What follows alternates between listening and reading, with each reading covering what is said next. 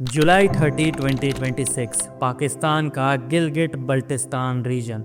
Broad Peak पर बर्फ का एक बेहद खूबसूरत लेकिन बेहद खौफनाक मंजर था। सुबह के लगभग 9 बज रहे थे। कैंप 2 और कैंप 3 के बीच 6,579 मीटर की ऊंचाई पर एक इंटरनेशनल माउंटेनियरिंग टीम धीरे धीरे आगे बढ़ रही थी। सब कुछ ठीक चल रहा था, लेकिन तभी उनके जीपीएस ट्रैकर्स में एक अचानक और तेज़ी से एल्टीट्यूड ड्रॉप दर्ज किया गया।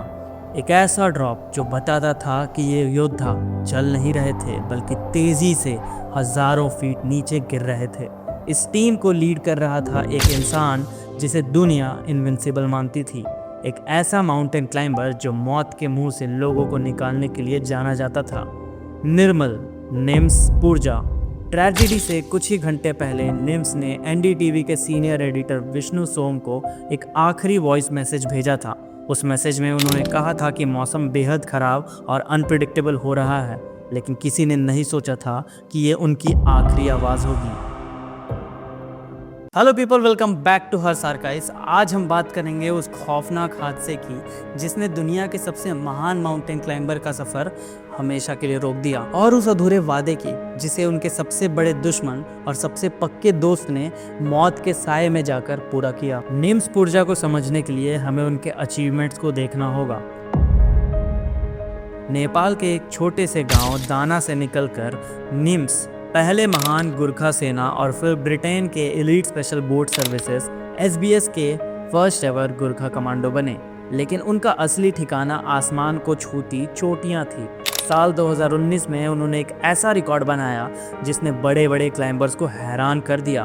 उन्होंने दुनिया की सभी 14 सबसे ऊंची चोटियां जो 8,000 मीटर से ऊपर हैं सिर्फ 6 महीने और 6 दिन में फतह कर ली थी। उससे पहले ये रिकॉर्ड पूरे 7 साल का था। निम्स की जिंदगी सिर्फ रिकॉर्ड के लिए नहीं थी, वो उन चोटियों पर लोगों की जान बचाने के लिए मशहूर थे। अप्रैल 2019 में अन्नपूर्णा की चोटी पर जब मलेशियन क्लाइंबर डॉक्टर चीन हुई किन लापता हो गए तो बिना सोए बिना थके निम्स और उनकी टीम ने उन्हें 7,500 मीटर की ऊंचाई से रेस्क्यू किया था।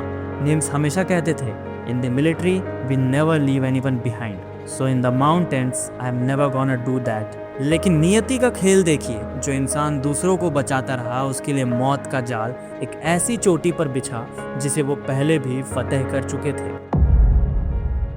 जुलाई 2026 निम्स एक बार फिर पाकिस्तान के काराकोरम रेंज में थे। ब्रॉड पीक दुनिया की 12th सबसे ऊंची चोटी। उनकी टीम में 11 क्लाइंबर्स थे, जिसमें नेपाल, अमेरिका, ओमान और चाइना के कुशल पर्वतारोही शामिल थे। 30 जुलाई के लगभग दोपहर का समय हो रहा था। मौसम लगातार खराब हो रहा था। कैंप 2 और कैंप 3 के बीच की ढलान बेहद कमजोर हो चुकी थी, और तभी एक भयानक आवाज के साथ बर्फ की एक बड़ी सी दीवार उन ढलानों पर टूट पड़ी। एक पावरफुल एवलांच ने पूरे 11 मेंबर एक्सपेडिशन को अपनी लपेट में ले लिया। बेस कैंप से उनका रेडियो कांटेक्ट पल भर में टूट गया। बेस कैंप पर बैठे लोग रस्सी पर खींचाव और रेडियो सिग्नल्स का इंतजार करते रहे, लेकिन उधर सिर्फ सन्नाटा था। जीपीएस ट्रैकिंग डेटा से हादसे की तस्वीर साफ हुई। लगभग 9 बजे सुबह के निम्स के डिवाइस ने एक ही झटके में हजारों फीट का एल्टीट्यूड लॉस दिखाया। वो बर्फ के प्रचंड बहाव के साथ ढलान से नीचे बह गए थे। लेकिन हैरान करने वाली बात ये थी कि हादसे के बाद भी उनका जीपीएस सिग्नल थोड़ी बहुत मूवमेंट दिखा रहा था। क्या वो जिंदा थे?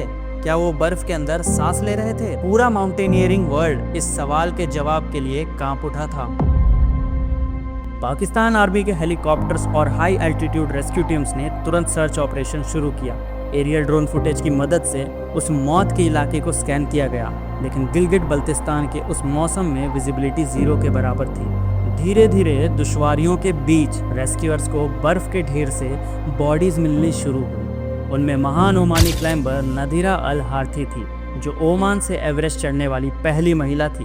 उनके साथ अमेरिकन क्लाइंबर सारा मैलरी गेस और निम्स के एलाइट एक्सपर्ट के साथ ही पुर बहादुर युक्ता गुरुंग की बॉडीज को रिकवर किया गया। और फिर वो गमगीन खबर आई जिसके लिए कोई तैयार नहीं था।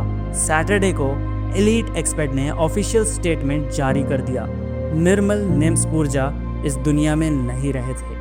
उनके साथ उनके महान समिट पार्टनर्स और गाइड्स नीमा शेरपा, किलुपेम्बा शेरपा और चाइनीज क्लाइंबर जोंग वोंग की मौत भी कंफर्म हो गई। पूरे नेपाल और माउंटेनियरिंग वर्ल्ड में शौक की लहर दौड़ गई। एक ऐसा शेर जिसकी मुट्ठी में पहाड़ रहते थे, वो आज उन्हीं पहाड़ों की ठंडी आगोश में सो गया था। लेकिन कहानी यहाँ खत्म नहीं होती, असली दास्तां तो अब शुरू होती है। मौसम इतना खराब हो चुका था कि पाकिस्तान आर्मी के हेलीकॉप्टर्स ने फ्लाइट्स कैंसिल कर दी। दूसरी सभी रेस्क्यू टीम्स ने मौत के डर से वापस लौटने का फैसला किया। निम्स और उनके साथियों की बॉडीज उस खतरनाक कमज़ोर ढलान पर ही छूटने वाली थी, हमेशा के लिए। तभी वहाँ एक शख्स ने रुकने का फैसला किया। वो थे मिंगमा गैलजी शेरपा, यानी मिंगमा जी। मिंगमा जी और निम्स पुरजा ये दोनों काठमांडू में राइवल एक्सपेडिशंस चलाते थे। एक प्रीमियर क्लाइंट के लिए दोनों के बीच कड़ी टक्कर रहती थी। लेकिन जब बात माउंटेन क्लाइंबिंग के सबसे मुश्किल दिनों की आती थी, तो ये दोनों एक दूसरे के सबसे बड़े ढाल बन जाते थे। 16 जनवरी 2021 को K2 पर पहली विंटर एसेंट कॉन्कर करते वक्त ये दोनों एक दूसरे का हाथ पकड़कर चोटी पर पहुंचे थे और नेपाल का नेशनल एंथम गाया था। मिंगमा ने अपने दुश्मन, अपने भाई की बॉडी को वहां छोड़ने से साफ इनकार कर दिया। उन्होंने TOI से कहा, that is not about rivalry. हमने बड़े पहाड़ और बड़े खतरे साथ में झेले हैं। फैमिलीज उनका इंतज़ार कर रही है। हम उन्हें ऐसे वहाँ नहीं छोड़ सकते। बिना किसी हेलीकॉप्टर सपोर्ट के एक्सट्रीम वेदर के बीच मिंगमा जी और उनके साथी सिरबाज खान ने एक बेहद खतरनाक ग्राउंड रेस्क्यू ऑपरेशन शुरू किया।